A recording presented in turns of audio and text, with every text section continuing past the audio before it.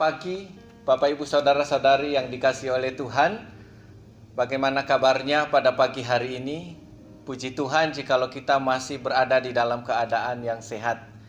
Mari saudaraku, sebelum kita memulai segala aktivitas kita pada pagi hari ini, saya ajak kita untuk terlebih dahulu merendahkan diri kita di hadapan Tuhan untuk bersekutu di hadapan Tuhan. Mari kita akan masuk di dalam doa terlebih dahulu. Mari kita berdoa. Bapa di sorga, terima kasih, kami bersyukur jikalau pada pagi hari ini pemeliharaan Tuhan nyata atas kami. Sepanjang malam Tuhan sudah memelihara kami, dan pada pagi hari ini kami bisa melihat betapa besarnya kasih-Mu yang terus-menerus menyertai kami. Terima kasih Tuhan, kami akan memulai hari ini bersama-sama dengan Tuhan.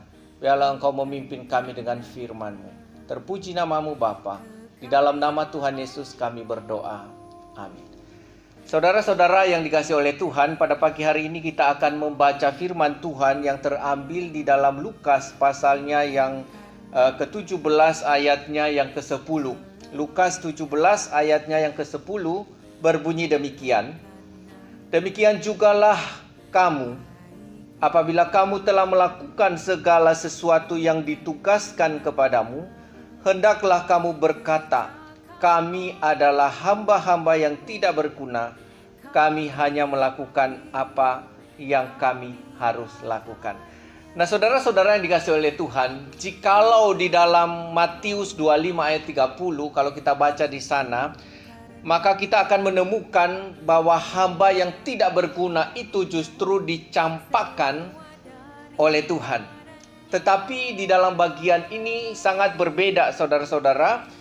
Justru hamba yang tidak berguna menjadi sebuah figur yang didambakan. Nah, mengapa bisa begitu, saudara-saudara?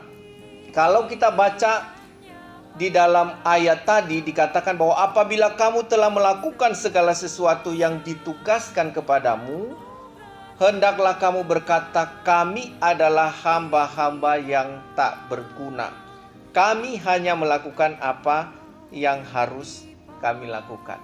Nah, saudara-saudara, kenapa di dalam ayat ini justru kita menemukan bahwa profil seorang murid itu disebut sebagai hamba yang tidak berguna, ya.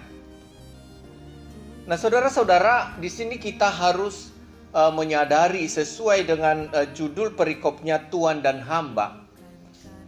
Di dalam kita melayani Tuhan, harusnya kita menyadari status kita itu apa. Apapun yang kita lakukan, sebanyak apapun pelayanan yang kita lakukan, saudaraku, tidak akan bisa atau tidak mampu membayar betapa besarnya kasih Tuhan kepada kita. Nah, karena itu saudara-saudara, kita melayani Tuhan itu karena anugerah.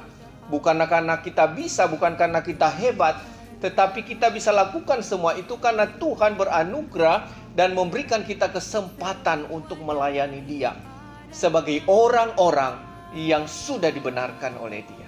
Nah, karena itu saudara-saudara, ketika kita mengambil bagian di dalam sebuah pelayanan atau kegiatan apapun di hadapan Tuhan, kita tidak boleh bermegah.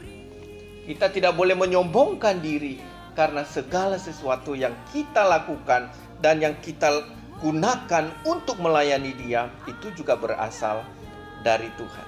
Nah, karena itu saudara-saudara yang dikasihi oleh Tuhan, di sini kita harus menyadari bahwa sebenarnya Tuhanlah yang kita anggap untuk dilayani.